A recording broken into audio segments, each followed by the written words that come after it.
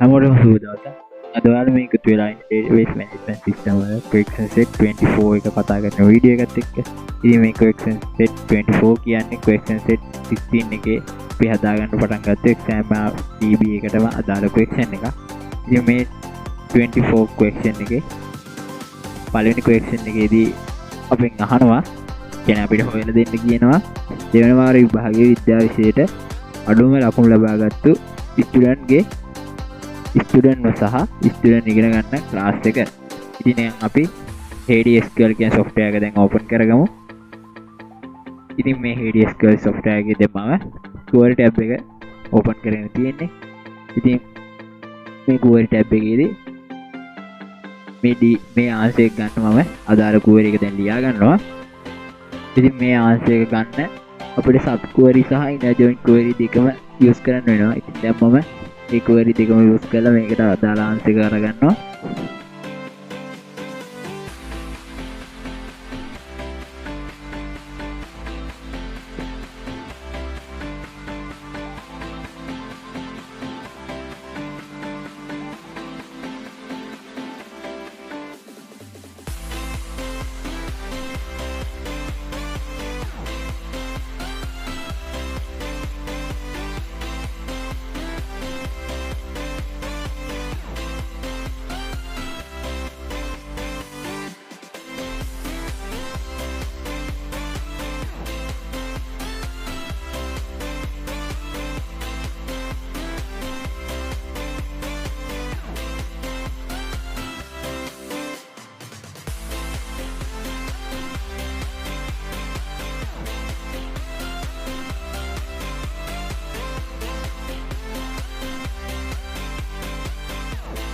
ඉතින් මම මෙතනදී minimum mark එක ඒ කියන්නේ second term එකේ science වලට අදාළ minimum mark එක හොයන sub query එක ලියා ගත්තා. ඉතින් දැන් මම මේක execute කරනවා.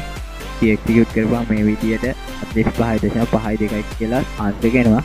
ඉතින් අපිට මේ answer එක නෙමෙයි ඕනේ. ඉතින් අපිට answer එක විදියට ඕනේ මේ ලකුණු ලබාගත්ත student ගේ details ටික සහ එයා ඉගෙන ගන්න ක්ලාස් එක. ඉතින් ඒක නිසා තමයි මම මේකට inner join query එකකුත් use කරන්න වෙනවා කිව්වේ. ඉතින් දැන් මේ අදාළ inner join query එක මම ලියා ගන්නවා.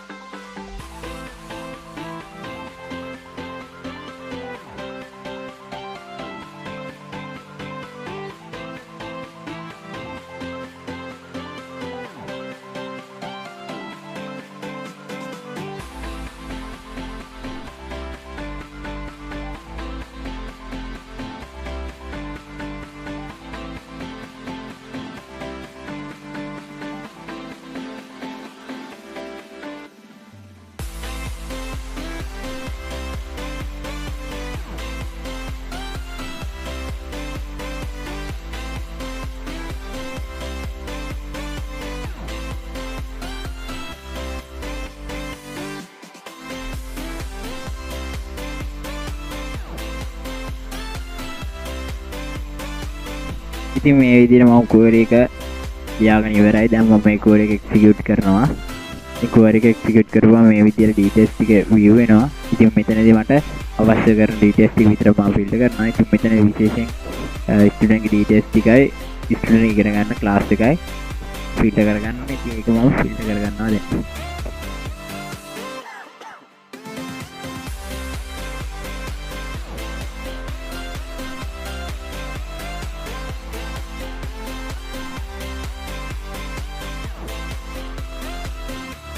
දැන් මම මේ query එක execute කරගන්නවා. execute කරගත්තාම අපිට අවශ්‍ය වෙන අදාළ student ගේ details ටික විතරක් මේ විදිහට filter වෙලා view වෙනවා. ඉතින් ওই විදිහට තමයි අපේ 24 එකේ පළවෙනි question එකේ answer එක එන්නේ. ඉතින් අපි දැන් යම් දෙවෙනි question එකට. ඉතින් දෙවෙනි question එකේදී අපෙන් අහනවා 2023 දින පැවැත්වුව එක්සෑම් එකේ විද්‍යා විෂයට සියලුම ස්ටුඩන්ට්ස්ලා ගත්තු ලකුණු ටික ආරෝහණ අනුපිළිවෙලට සකස් කරන්නලු. ඉතින් දැන් මේකට අදාළ query එක මම දැන් ලියා ගන්නවා. ඉතින් මේ දෙවෙනි question එකේ answer ගන්න මම join query එකක් use කරගන්නවා. දැන් මම ඒ join query එක මේ විදිහට ලියා ගන්නවා.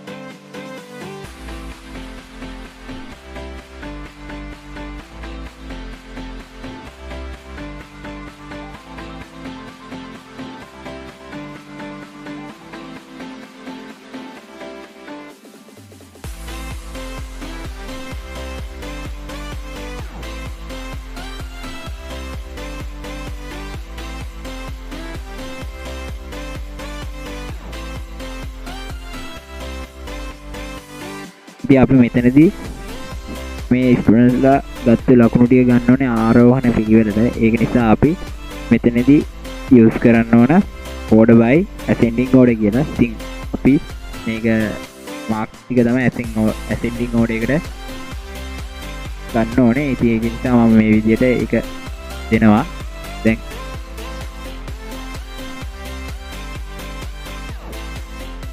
මම මේ query එක execute කරගන්නවා. execute කරගත්තාම මේ විදිහට details ටික view වෙනවා. ඉතින් මෙතනදී අවශ්‍ය details ටික විතර මම filter කරගන්නවා දැන් මේ විදිහට.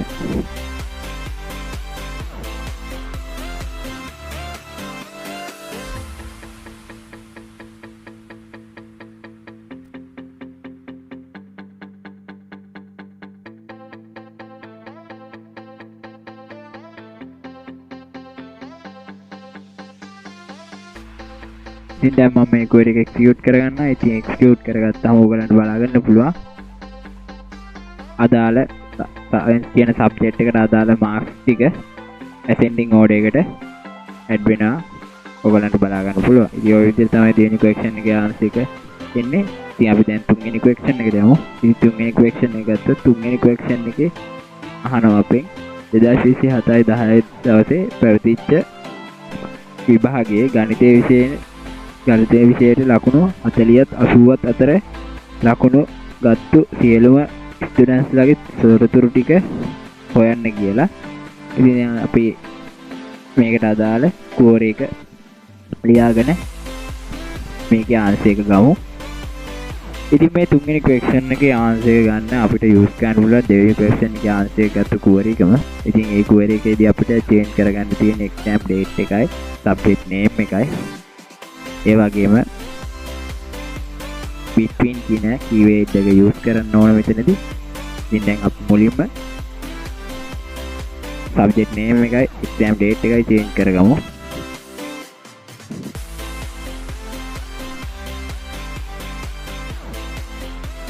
ඊළඟට මෙතනදී order by ascending කියන එක අයින් කරලා අපි මෙතනදී marks කියන එක හොයන්න ඕන between. ඒ කියන්නේ 40ත් 80ත් අතර ලකුණු. ඒක නිසා මම මෙතනදී between කියන keyword එක use කරනවා.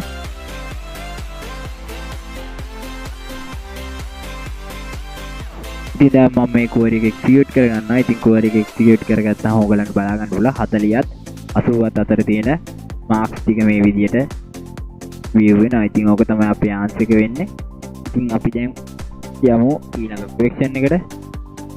ඊළඟ question එක කියන්නේ හතරවෙනි question එක. ඉතින් හතරවෙනි question එකේදී අපිට කියලා තියෙනවා අපි තුන්වෙනි question එකේදී ගත්තු result එක අවරෝහණ පිළිවෙලට ගන්න කියලා. ඒ කියන්නේ descending order එකට.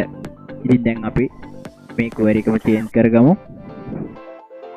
ඉතින් descending order එක විදිහට ගන්න අපිට DESC කියන keyword එක use කරන්න වෙනවා. ඉතින් දැන් මම මේ keyword එක use කරලා descending order එකට මේ marks ටික අරගන්නම්.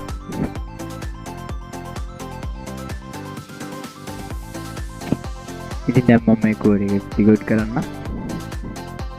ඉතින් කෝඩ් එක එක්සිකියුට් කරපුවම ඔයගලන්ට බලා ගන්න පුළුවන් descending order එකට මේ මාක්ස් ටික චේන්ජ් වෙනවා. ඉතින් ඕක තමයි අපේ හතරවෙනි ක්වෙස්චන් එකේ ආන්සර් එක වෙන්නේ. ඉතින් මේ විදිහට තමයි මම 24 ක්වෙස්චන් එක කම්ප්ලීට් කරගත්තේ.